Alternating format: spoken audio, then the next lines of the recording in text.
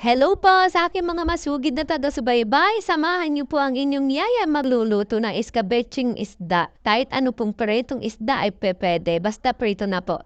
Magisa lang po tayo ng sibuyas, bawang, luya, isunod ang carrots, ilagay na lang bell pepper, lagyan ng oyster sauce, asin at paminta. Pagkatapos, lagyan ng tubig. Depende po sa inyo dami ng tubig.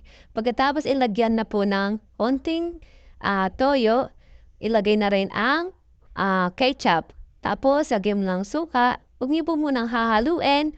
Pag nilagyan niyo na po ng suka, saka ko na tinimplahan, nilagyan po na rin niya ng asukal. Pagkatapos niyan, inilagay ko na rin ang aking piniritong isda. Ayan na po. Balik-tarin niyo lang po hanggang sa manuot ang sauce sa isda. Pagkatapos, ganyan na po siya ang magiging itsura niya. Nilagyan ko na siya ng pampalapot. Ayan. Ayan na po siya. Malapit na po siyang maluto. Yan po ay galing pa ng Bicol ng isda na yan. Dala ng aking Mudra Bells. Ayan na po itsura ng aking iskabetsing isda. Salamat po!